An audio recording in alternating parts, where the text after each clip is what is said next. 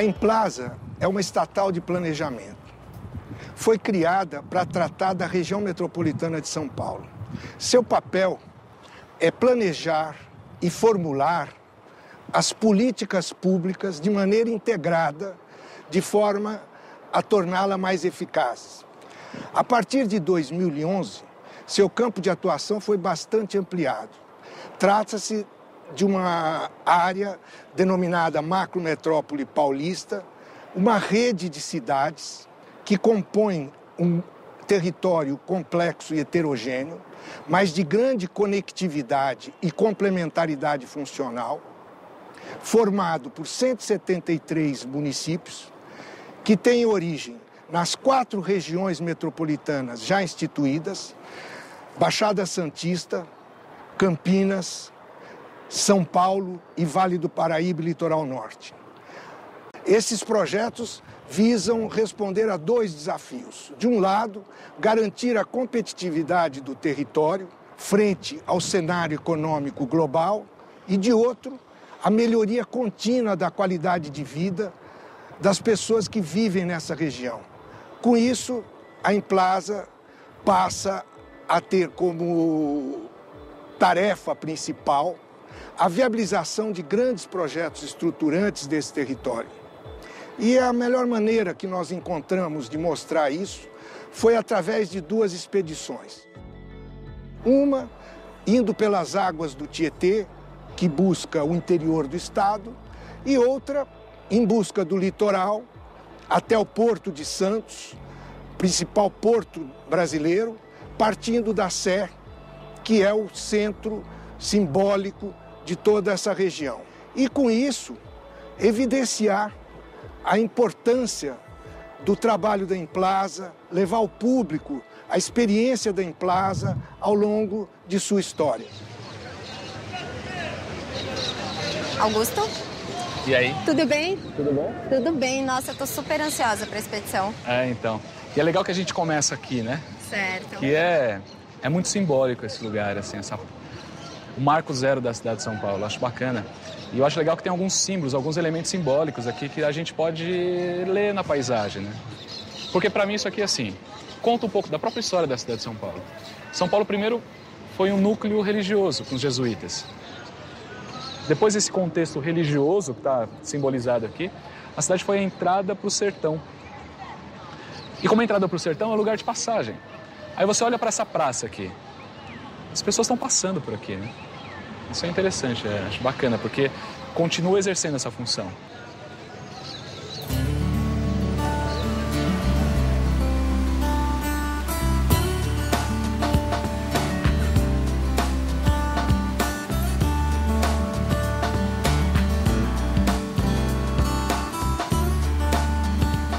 Como tem coisa bonita aqui no Tietê, olha só. Perto de São Paulo, não é?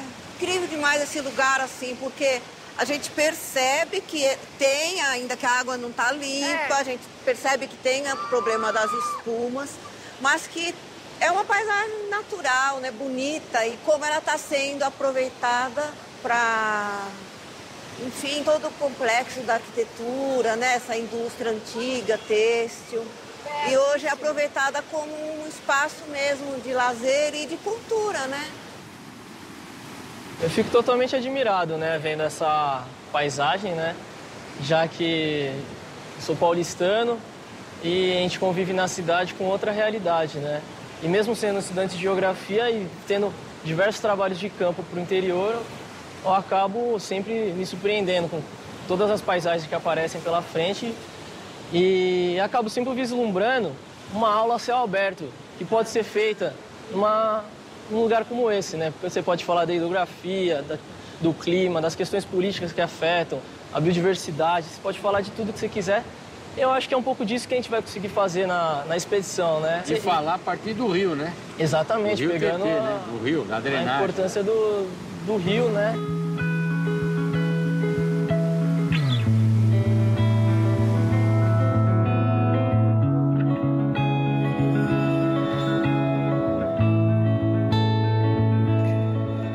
Depois de se tornar uma cidade que começa a se desenvolver por ser uma entrada, um lugar de passagem, São Paulo ganha essa dimensão metropolitana com a chegada dos imigrantes. E aí com as ferrovias, com todos os imigrantes que vieram de todas as partes do mundo, inclusive, para compor essa cidade que é cosmopolita. E aí ela vai ganhando essa dimensão metropolitana.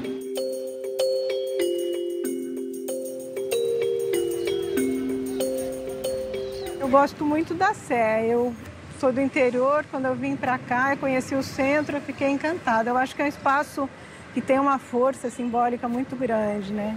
O comício das diretas já, o primeiro não é à toa que foi aqui, né?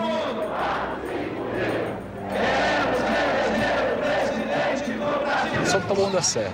É engraçado isso, é Taboão da Serra, que é a região metropolitana de São Paulo. E aí, quando eu vou para algum lugar distante, as pessoas perguntam de onde eu sou. Eu sou de São Paulo. Não tem, a referência é essa é uma referência. É claro que dentro da região metropolitana, eu posso dizer que eu sou de Taboão, as pessoas vão entender. Mas constitui quase que uma coisa só. A região metropolitana de São Paulo não se... Então aqui a Sé é a sua praça. É minha praça, né? E é legal essa coisa dessa praça, assim, porque... É a praça de todo mundo, É a praça de todo mundo e é uma praça que é igual, na verdade, a maior parte das cidades do Brasil. Tem a matriz, você tem uma né? igreja e a praça, e as pessoas passando, circulando, se encontrando, né? Como nós aqui.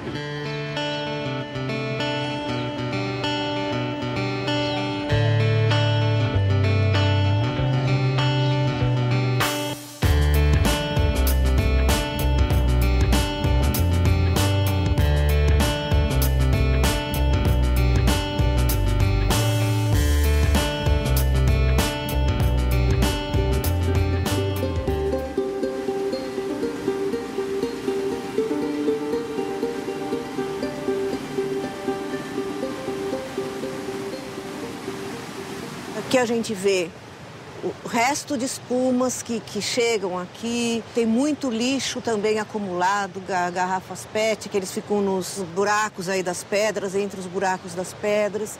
E isso realmente é um indício de uma ocupação que nós vamos checar mais de perto e que ela mostra como vem sendo errado, né? Essa ocupação, como a gente está, enfim, tratando mal desse rio, não é? Por isso que o planejamento de resíduos, né, o tratamento dos resíduos, todo o controle desde a residência, da geração, da minimização de resíduos e de um planejamento de resíduos sólidos para a região metropolitana, para as outras regiões, é fundamental para, se não desaparecer, que minimize totalmente. E essas são as políticas voltadas para o tratamento e destinação final dos resíduos, né?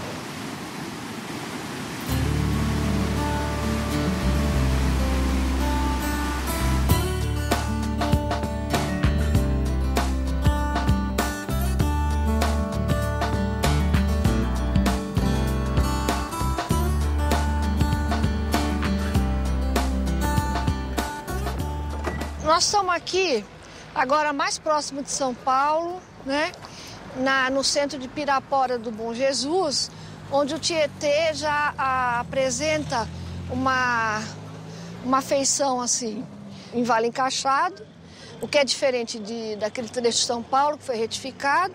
E a gente aqui percebe de uma forma assim muito dramática, inclusive, os resíduos da cidade, das cidades da área metropolitana, do setor central e oeste da região metropolitana, dos restos que não foram tratados e especialmente daquilo que a gente chama de poluição difusa, que na verdade o que é? É o lixo, a sujeira da cidade, né?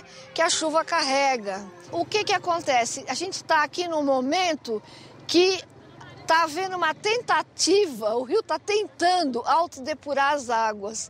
Ele está metabolizando os resíduos da cidade que estão diluídos na água, né? Todo esse planejamento, a preocupação tanto com a contaminação e a poluição dos mananciais da região metropolitana, quanto ao controle das enchentes, isso já estava previsto nos planos diretores que a Implaza apresentou, desenvolveu desde o início da década de 70.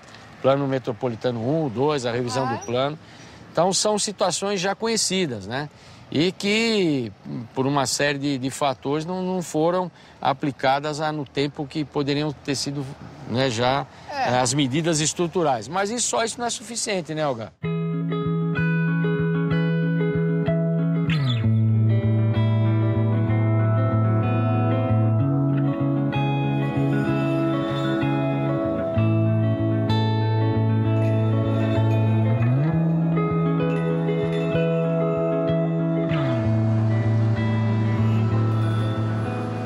Então esse é o famoso rodoanel. E ele liga o quê com o quê? Bom, o rodoanel é uma autoestrada que vai contornar toda a região, toda a área urbana da região metropolitana. O objetivo de tirar a carga, o transporte de carga, os caminhões pesados, pode dar uma olhada, de carga pesada, da malha metropolitana, que se confunde, que se mistura com o trânsito local. E tem a possibilidade de ligar todas as rodovias que passam pela região metropolitana, desde Dutra, Trabalhadores, Fernão Dias, enfim, ela, quando concluída, vai poder ligar todas as rodovias. E com isso, o trânsito de carga, o tráfego de carga pesada, não vai mais necessariamente ter que passar por São Paulo. É uma obra polêmica, né? Por um lado, há o impacto que a própria obra causa no meio ambiente e também o impacto que pode vir porque todo o sistema viário, ele estrutura e induz a ocupação urbana. Pode ser um vetor de ocupação. Essa rodovia, ela já foi planejada para não ser um indutor da ocupação, visto que ela passa por uma área ambientalmente fragilizada. São Paulo tem hoje, pela Constituição de 88, a figura prevista 4 regiões metropolitanas. São Paulo, Baixada Santista, Campinas e a mais nova, que é Vale do Paraíba. E essas 4 regiões, na verdade, elas se articulam. Porque hoje o conceito de metrópole ele já extrapolou a simples conurbação. É uma relação funcional. E é uma área que concentra grande parte do PIB de São Paulo, e, portanto, do Brasil.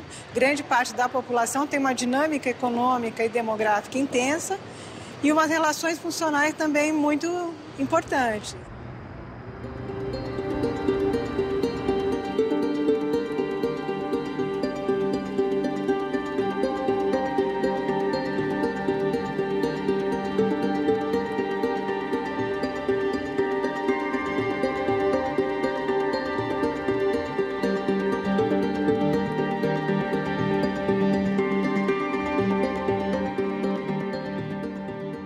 Esse rio é o centro de toda uma bacia que tem o rio Aricanduva, o rio Pinheiros, o rio Jundiaí, o próprio rio Tamanduateí, toda essa bacia hidrográfica que capta toda a drenagem de uma área hoje ocupada por cerca de 20 milhões de pessoas. Mas o Tietê, ele funcionou desde a época da chegada dos primeiros colonizadores como um eixo de acessibilidade. Hoje a gente urbanista chama de acessibilidade isso. Mas, na verdade, era o lugar onde os índios vinham pescar, acessar a água, tomar banho, né? E devia ser muito lindo naquela época. Eu fico imaginando essa planície, que hoje não existe mais, porque o rio foi canalizado, como ela devia ter as frutas da Mata Atlântica aqui, né? Os passarinhos.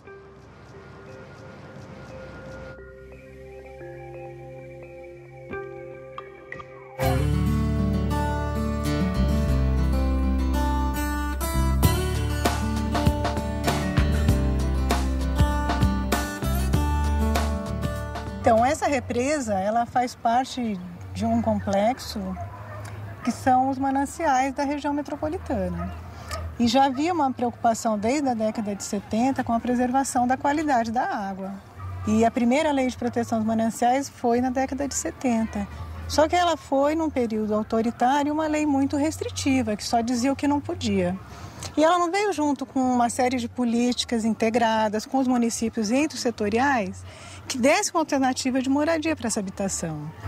Então o efeito acabou sendo um pouco perverso de desvalorizar o valor da terra, houve muita grilagem, a população não tinha informação, de que era uma área irregular, né, que não poderia ser ocupada dessa forma, e foi ocupado, na verdade, sem planejamento, sem infraestrutura.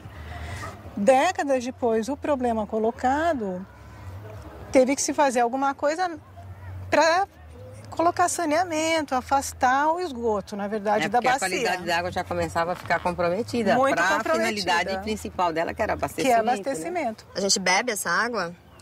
Sim, a gente bebe essa água. Essa água, a função dessa represa, aliás, da Billings, da Guarapiranga, essa é a Billings. A função dela justamente é fornecimento de água, é abastecimento da população da metrópole. Ela abastece parte da população da metrópole.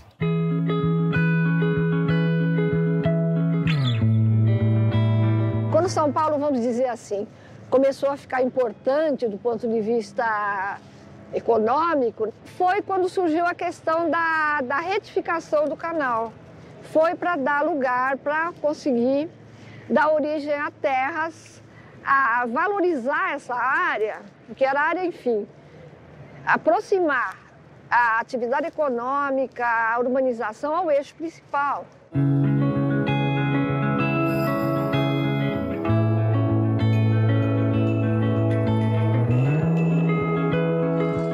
Esse bairro aqui, aliás, é um complexo, esse Cantinho do Céu, é um exemplo em que a comunidade se mobilizou, pediu, exigiu mudanças, porque ela é completamente carente de infraestrutura e, por sua vez, a preocupação das autoridades com a água sendo cada vez mais poluída, porque onde se ia colocar o esgoto doméstico? Ia diretamente para a represa.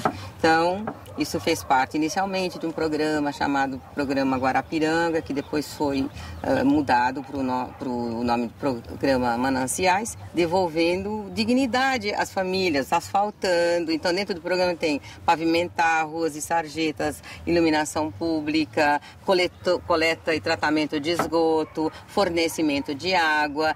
E o programa exige também um parque, que aliás nós estamos numa parte desse parque. Você veja que a população aproveita mesmo. Devolveu a beleza da região, ao mesmo tempo proporciona lazer de fim de semana, de final de tarde, enfim. Para mim, como arquiteta, urbanista, e eu venho trabalhando ultimamente muito com as questões ambientais, esse lugar é muito interessante porque a gente percebe que você não pode tratar a questão social e ambiental de forma dissociada. Por causa do Código Florestal, a gente vem falando tanto em APP. Aqui tem um exemplo de APP, a margem de proteção, uma das diversas APPs. E aí você vê a população chegando na beira da represa. Então, numa metrópole como São Paulo, num território com tantas contradições, se você não tratar a questão ambiental junto com a social, socioambiental, você não vai chegar a lugar nenhum, né? Se o planejamento tivesse sido cumprido, porque planejamento há. Não faltaram planos e projetos de qualidade muito boa e que visionários, inclusive. O que falta é a política de implementação. A implantação.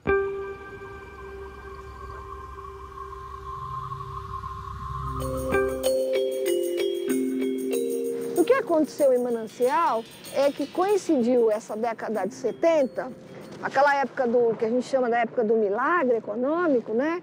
Vieram muitas pessoas em busca de trabalho e foram se instalando como era possível. Essa forma desastrada assim, de ocupar, né, sem ser regular, ela foi, de certa forma, reconhecida por essa lei federal do Estatuto da Cidade. É um modo de fazer justiça a quem ocupou, porque precisava e estava à margem da lei, da legislação que já existia em São Paulo.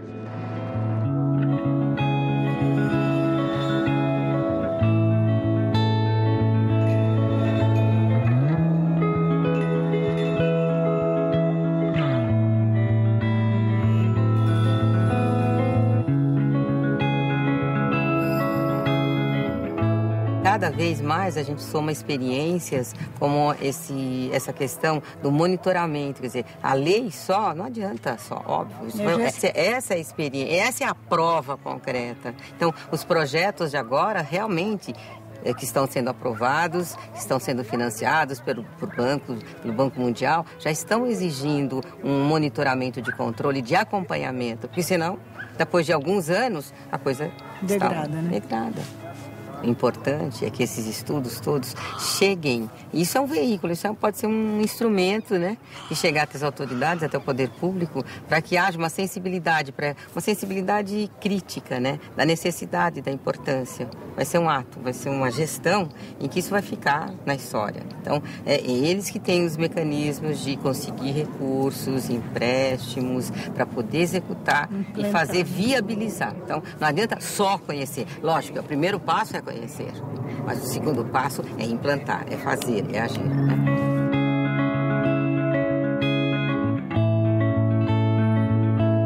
Então, a primeira tentativa de zoneamento para ocupação, para o uso do solo, já começou em 1970 e essas diretrizes foram sendo reaproveitadas, foram sendo readaptadas ao longo dos planos que posteriormente foram feitos. Inclusive, já se pensava na Lei de Proteção de Mananciais e na Lei do Zoneamento Industrial. Por quê? Porque as indústrias já haviam sido instaladas ao longo do tempo junto às ferrovias para o transporte para o Porto de Santos, né?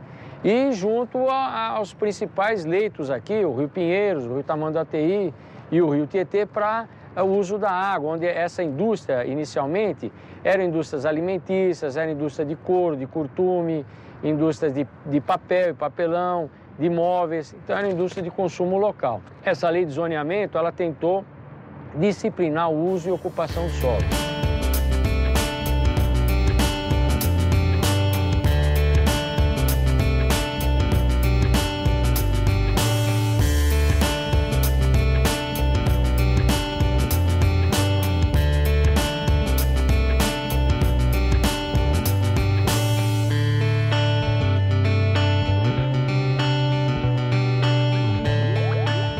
Nós estamos no alto da serra, no meio do caminho entre o que se produzia no interior paulista e a Baixada Santista, para onde você levava toda a mercadoria, todo o café que era produzido no Planalto Paulista.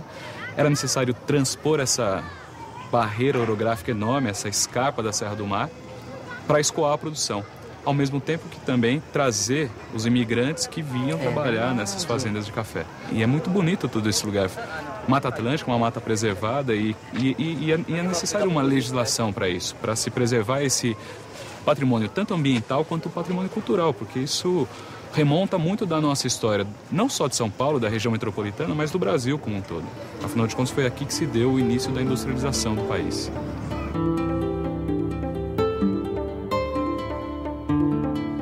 Essa vila, então, acaba surgindo para dar morada aos trabalhadores que faziam a ferrovia e a manutenção dela, né? E a manutenção. E como a ferrovia era inglesa, feita por companhia inglesa, então as casas mantiveram todo esse estilo inglês, estilo vitoriano, né? Nunca houve, de fato, um incentivo do Estado para a construção de uma malha ferroviária. Essa foi em função de um incentivo, mas com recursos privados para a construção. E isso continuou para a continuação da malha mesmo. Hoje, esse sistema ferroviário ele atende a 22 municípios da região metropolitana e se apresenta agora a necessidade de ampliação desse sistema, porque afinal de contas um dos grandes gargalos do desenvolvimento da macrometrópole é o transporte urbano. A opção que nós fizemos, que o Brasil fez pelo transporte rodoviário, e aí a grande necessidade inclusive da construção de um rodoanel, e se discute mais uma vez a decisão pelo transporte rodoviário, faz a gente olhar para esse nosso contexto e colocar essa necessidade de planejar um sistema de transporte que seja adequado para essa quantidade de população que a macrometrópole acolhe.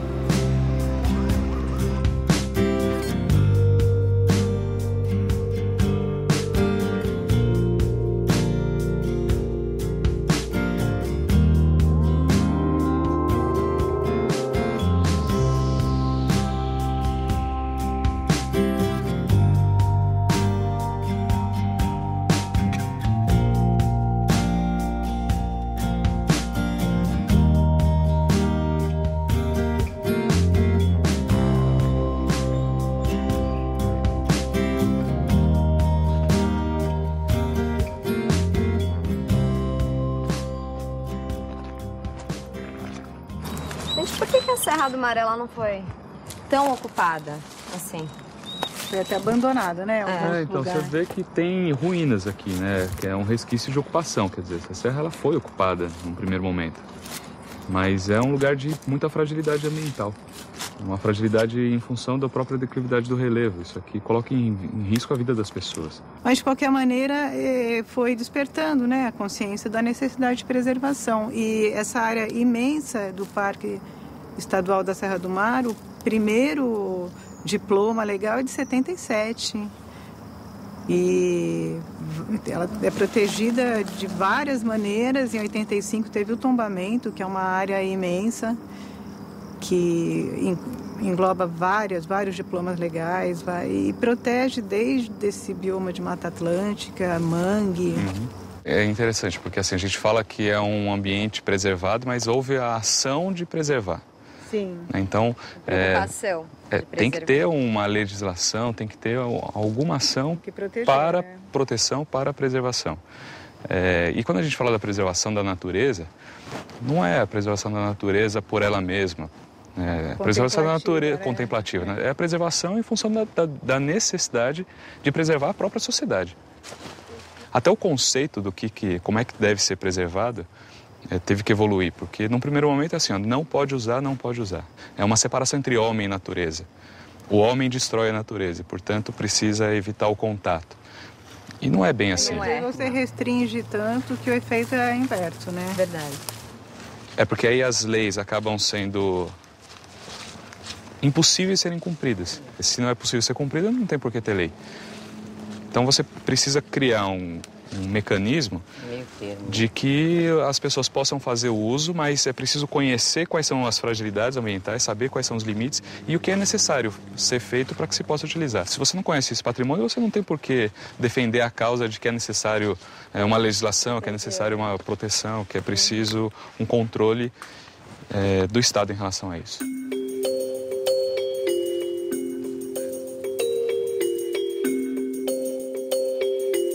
Desse ponto onde nós estamos, que é o trecho retificado do rio Tietê, não é? A gente vê exatamente, não é, desse ponto de vista de quem está do rio olhando para fora, para as marginais, o resultado de um modelo de ocupação que não foi adequado e que gerou uma série de problemas, os problemas que nós temos hoje, né? Das enchentes, das grandes inundações, não é?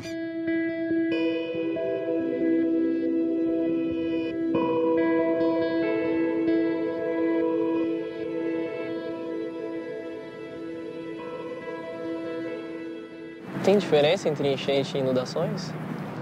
Tem uma grande diferença, Felipe, porque a enchente é um processo natural do rio, da dinâmica fluvial. Porque quando o rio recebe água demais por um episódio de chuvas intensas, alguma coisa assim, o rio se espraia, ele sofre as cheias periódicas. Agora, inundação é quando as águas vêm muito rápidas das vertentes, porque já está impermeabilizada, a velocidade da água, a água não se infiltra, então a água se espraia e o que acontece? Ela vai inundar, ou seja, criar problemas urbanos. Por quê? Porque a cidade está implantada onde era o leito do rio.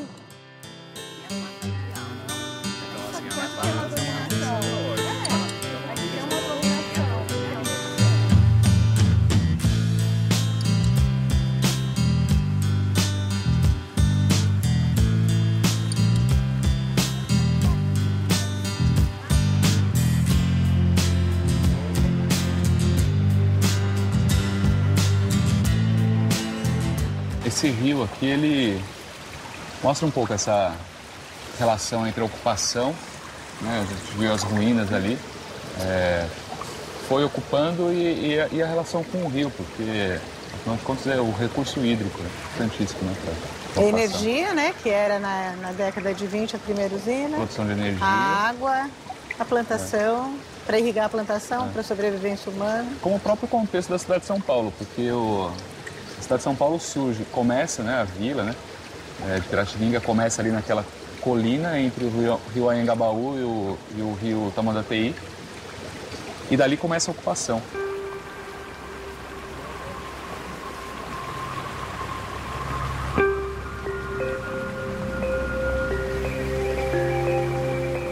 Aqui nesse lugar que a gente está, também fica claro a importância dos ativos ambientais.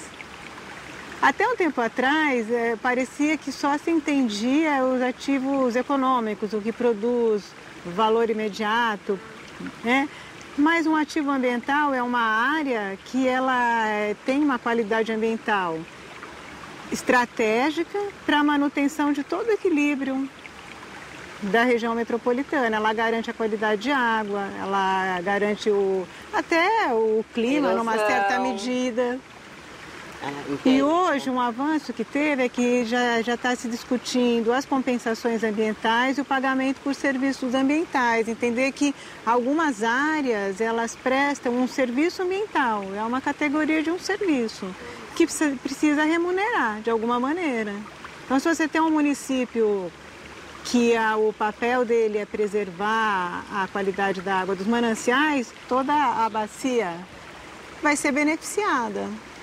E como eles vão ter ocupação restringida de alguma maneira, não vai ser qualquer indústria, qualquer coisa vai poder, qualquer atividade econômica vai poder ser desenvolvida, você precisa compensar de alguma maneira esses municípios.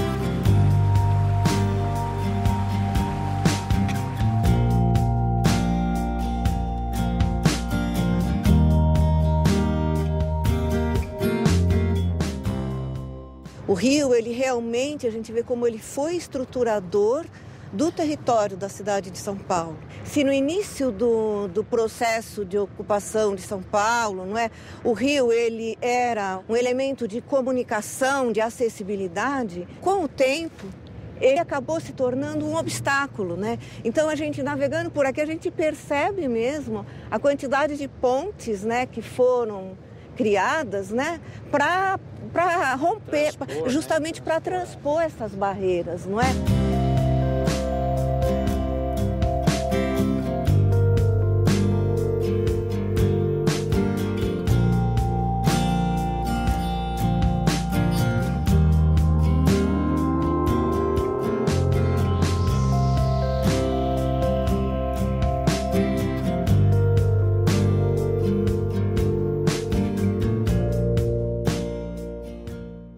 Olga, qual a importância dessa barragem da Penha?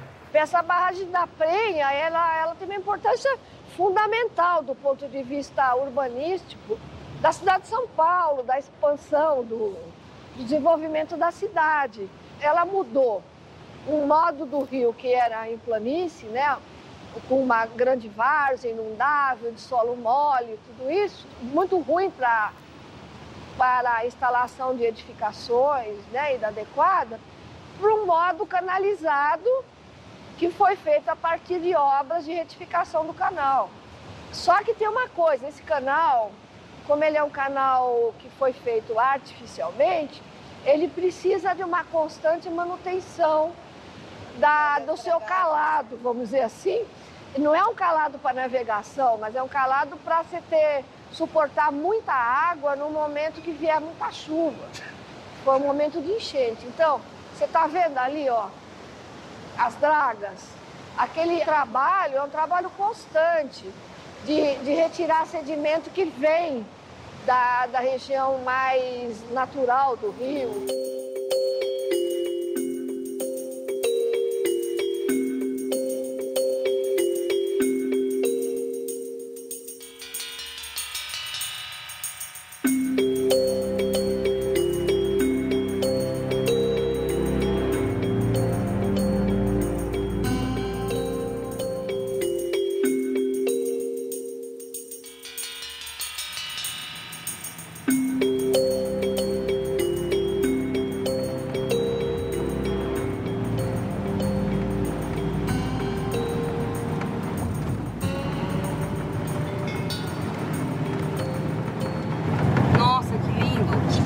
Panorâmica é muito boa. Motorista, dá para dar uma encostadinha aqui, gente? É muito bonita essa pista.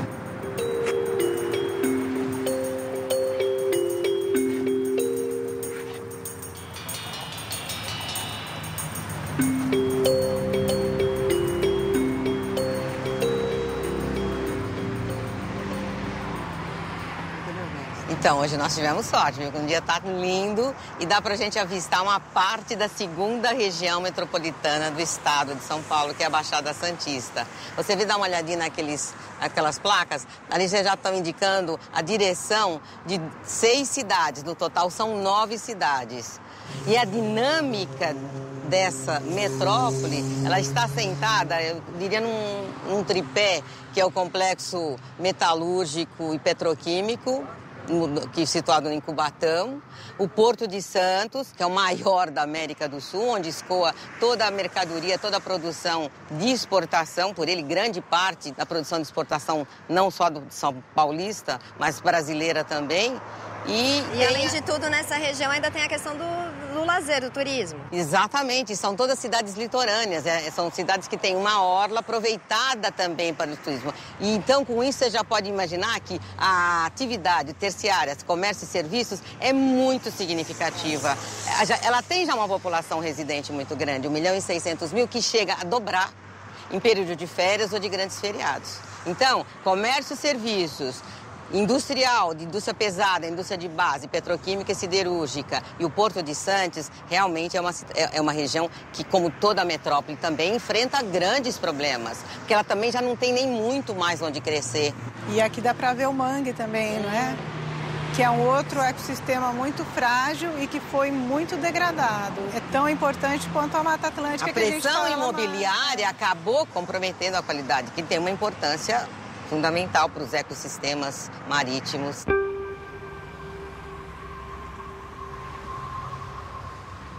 A necessidade de crescimento da cidade fez com que a especulação imobiliária aterrasse o mangue. Até pouco tempo atrás ainda não havia uma conscientização da importância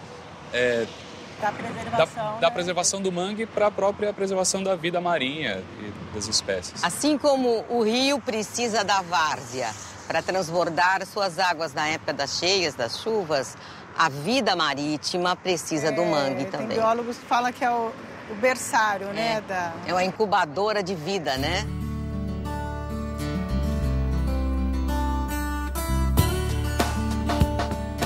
A barragem da Penha, né, ela é uma divisa mesmo, entre o trecho retificado do Rio Tietê e aonde começa o trecho que ele ainda não foi retificado e aonde há possibilidade ainda, né, de se incorporar, de se tratar dentro do planejamento, enfim, de incorporar esses recursos naturais, o meio natural, nos trabalhos de planejamento urbano. E agora nós estamos começando a nossa viagem aqui em direção à nascente do Tietê, lá em Salesópolis, passando por esse trecho, porque ele marca um período mesmo do planejamento aqui de São Paulo, da região metropolitana de São Paulo, onde os projetos eles começaram a ter essa preocupação assim, com a incorporação das questões ambientais, né? Isso foi lá pela década de 1980, lá nos anos 80, quando as questões ambientais começaram a emergir diante do quê? Dos problemas urbanos que nós tivemos, né? E ainda temos, né?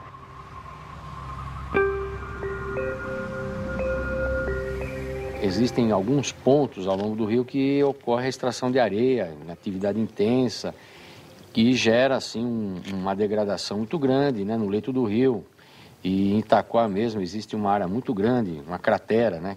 E, no entanto, a gente tem que lembrar que nós também, quando estamos construindo, edificando, ampliando, reformando nossas moradias, nós estamos consumindo esse material. Então, é um elemento necessário, como a água, enfim, mas que você tem que ter um aproveitamento racional e recuperar a degradação.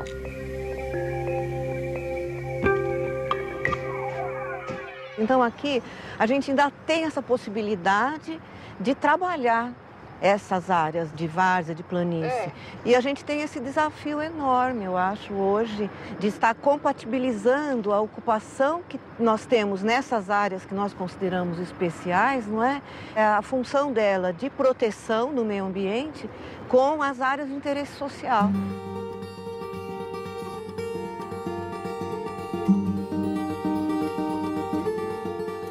todas as regiões metropolitanas muito urbanizadas acabam tendo problema, por exemplo, a disposição de resíduos sólidos, popularmente de lixo. É um problema crítico em todas as regiões metropolitanas e nessa, mais do que todo, você não tem áreas para fazer a disposição final, para fazer o gerenciamento dos resíduos. E aqui também tem um exemplo da mudança que teve na abordagem da questão ambiental. Cubatão, anos atrás, vivia no noticiário porque das polêmicas o comprometimento da qualidade do ar.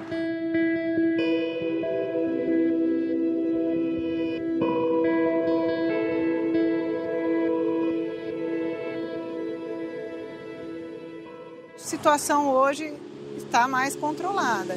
Mas lá, voltando à questão de resíduos, tem um passivo imenso, disposição inadequada de resíduos sólidos industriais, que contaminam e geram grandes áreas contaminadas. Isso é um passivo que leva anos para recuperar. Existem problemas da metrópole em si, mas existe um problema da integração entre essas duas metrópoles. Grande parte das pessoas moram em Santos, trabalham em São Paulo. Pessoas que moram em São Paulo trabalham em Santos e esse deslocamento, toda essa logística precisa ser pensada de maneira integrada. Lazer, né, a cada final de semana. Daí a importância aí da Implaza, através da Secretaria do Desenvolvimento Metropolitano, ter esse empenho em transformar essa grande área numa região, numa macrometrópole.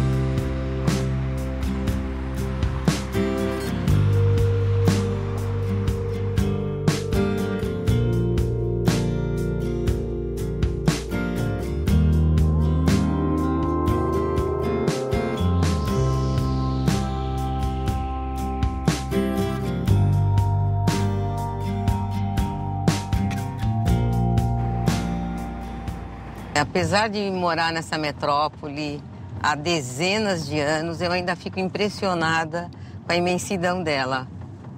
Você anda mais de hora e você já atravessou aí o limite de vários municípios e você nem percebe, se você não vê a divisão do limite de um município para o outro, e você já percorreu várias cidades, várias municipalidades, que é a questão da conurbação.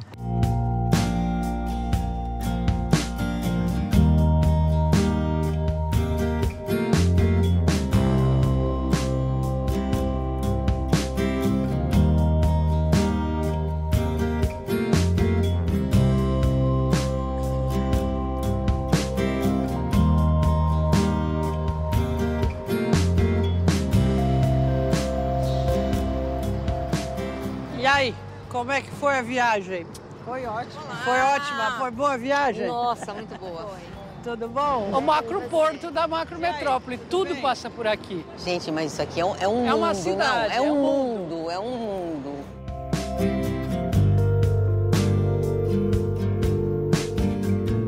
Tem carga de todo tipo, é um porto de carga geral. Tem muito granel aqui, tá vendo essas esteiras? Em geral é grão. Às vezes é soja, milho, trigo. Perto do canal 4 tem um tubo que é suco de laranja, preferencialmente. Já vai diretamente no navio. A economia da macrometrópole, os 25% do PIB do país e um pouco mais passam por aqui. Não é só São Paulo, né? Não é só a produção de São Paulo, não. Tem coisa que vem do Mato Grosso, de Goiás. Eu moro em Santos há uns 23 anos. Desde que eu estou aqui, todo ano o movimento do porto foi maior do que o movimento do ano anterior. É a área que escoa, como a gente está vendo aqui, a produção do estado e dessa região que concentra a grande indústria nacional. Então, esse apelido macrometrópole, eu acho que a gente podia traduzir por área de interesse para o planejamento das metrópoles paulistas.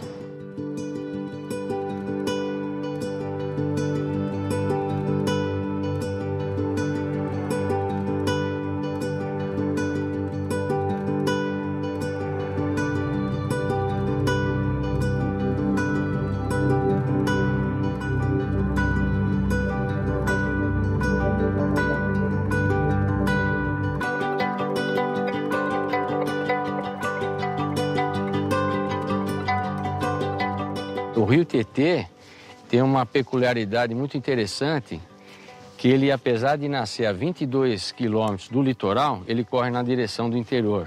Mais de 1.100 quilômetros para o interior, e é um dos poucos rios, se não o único, do país que faz esse movimento inverso. Ele sai das proximidades do litoral e vai para o interior, passando por esse conjunto de 62 cidades, aí até chegar no Paraná.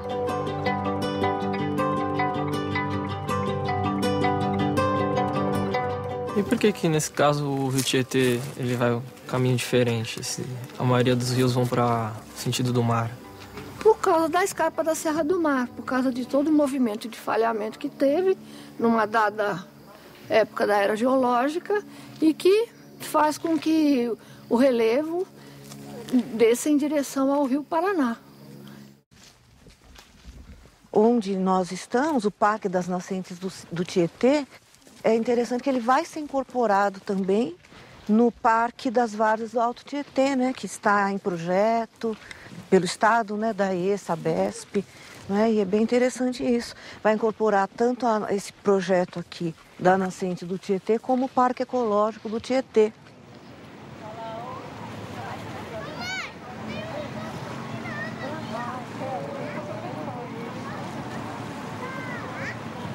Nós que sempre estamos no sentido de fazer os trabalhos e torná-los públicos, se a gente não consegue convencer os outros, os trabalhos perdem o sentido.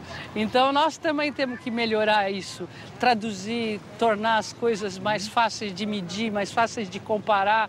É que esse é um trabalho, né, Sânia, que na medida que a gente lança um olhar específico, a gente consegue perceber quantas coisas, como é que as coisas funcionam, e para que elas funcionem, foi necessário um planejamento.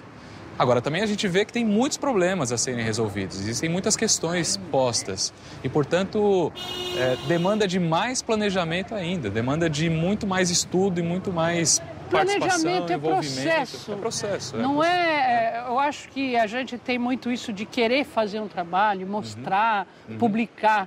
Mas planejar é uma atitude permanente, é um processo. A percepção dele se dá na qualidade de vida das pessoas, né? Porque exatamente. Que aparece se as pessoas estão morando bem, se as pessoas estão conseguindo se deslocar, recebem recursos, usam bem os recursos naturais. Eu brinco que planejamento aparece mais quando a gente não faz. Quando a gente não sente falta, né? Quando não para pensar. Então, quando a gente não sente falta é porque está funcionando. Em geral é isso, né? E tem que ser um processo permanente. Eu acho que os nossos dirigentes também, a gente tem que conseguir vender isso, né? Temos que pensar assim, tem que ser uma atitude permanente, né?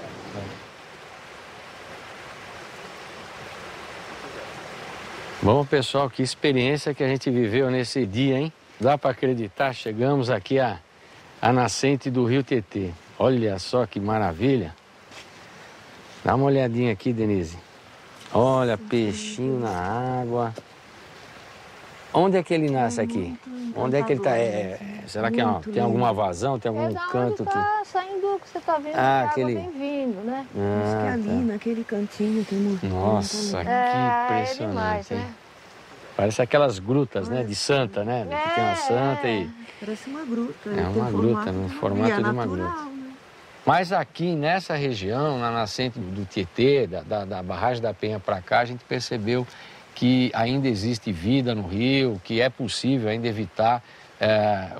Eu acho que é essa que é a grande lição que a gente tira de um trabalho como esse. Olhando aqui a placa, né, que aqui nasce o Tietê, quer dizer, uma das nascentes, né, essa foi escolhida, acho que assim, muito sabiamente, porque realmente ele parece um local assim bem aconchegante, de um local de nascimento mesmo, né? Que eu acho que a gente tem que acreditar que é possível, né? Vivendo tudo que a gente viveu nesse dia, nessa expedição. Caminhada. Não é essa caminhada que a gente fez, que foi um presente, incrível, um presente que eu considerei. Eu reforço o meu sentimento de que é possível a gente continuar batalhando, trabalhando no planejamento, né? No planejamento, pensando nisso, sabe? Que em alternativas possíveis para a gente conseguir revitalizar, requalificar aquilo que a gente também conseguiu degradar, porque é possível isso. Eu brinco que planejar é cotejar ideias diferentes. E isso é importante, é preciso, né? Vou fazer a estrada ou não vou fazer? Se eu fizer, acontece. Se eu fizer, isso, o que acontece se eu não fizer? O que nós queremos, né? E se eu fizer daqui 10 anos, o que vai acontecer?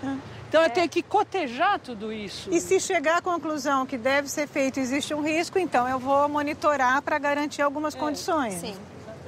Como eu faço, então, né? Eu acho que hoje melhorou muito o acesso à informação, mas a gente tem que dar o passo seguinte, né? Sempre, qual é sempre, o conhecimento que você gera com essa informação. É como você falou, é um processo contínuo, né? Exatamente. É um processo contínuo, não acaba nunca. Esse é um conhecimento que, por exemplo, eu como professor levo para a sala de aula. Eu procuro disponibilizar essas informações para que os alunos possam eles mesmos se darem conta da importância que isso tem. Refletir sobre isso, se posicionar politicamente em relação a isso. Esse trabalho de conscientização é importante, mas ele não é tudo, né? Porque esse trabalho de conscientização é um trabalho de conscientização para a cobrança, para a execução do que é necessário, para cobrar de quem é necessário ser cobrado. Enfim, acho que é uma questão bastante... É tão complexo quanto o próprio planejamento. Espero que as coisas avancem muito na sociedade para que a gente possa chegar a uma coisa mais próxima do que é a natureza. Porque existe uma distância muito grande entre o que é hoje a cultura, a sociedade e o que é a natureza, né? Eu acho que o conhecimento faz agir, porque eu percebo muita coisa andando também, né? A partir do conhecimento que a gente produziu. E mesmo pessoalmente, eu acho que quanto mais eu conheço, quanto mais a gente trabalha com as coisas para produzir conhecimento, mais a gente se sente envolvido e em ação. A gente está em ação, todos nós. Estas duas expedições mostram a grandeza e a complexidade da dinâmica das metrópoles paulistas. Apontam também os desafios que sempre exigiram ação imediata do poder público. Nessa busca por alternativas e soluções, a Implaza produziu e continua produzindo estudos, planos e projetos. Todo esse conhecimento encontra-se hoje à disposição no site da empresa, tanto para consulta como para downloads. Mas a experiência mostrou que nada acontece sem a integração dos diversos setores do governo e sem a indispensável participação da sociedade. E, em muitos casos, sem as parcerias com a iniciativa privada. Hoje, a principal tarefa da Implaza é a viabilização de projetos estruturantes do território, em benefício da qualidade de vida das pessoas que vivem ali. São questões de interesse comum que tratam de compatibilizar transporte de passageiros e de carga, saneamento básico e fornecimento de água, coleta e disposição final dos resíduos sólidos com questões ambientais. Precisando melhor o que disse no início, estão reunidos nesse território 173 municípios, com mais de 30 milhões de habitantes. Isso representa nada menos que 72% da população e 83% da riqueza do Estado. Tudo isso em apenas 16% do território paulista. É uma região de intensa conurbação e em franco adensamento urbano, uma rede de cidades que atrai as pessoas pelas oportunidades de trabalho, educação, saúde e até mesmo entretenimento, gerando intensa mobilidade. Moram em um município, trabalham em outro, procuram por emprego, saúde, educação e lazer num terceiro ou quarto. Essa é a nossa macro-metrópole.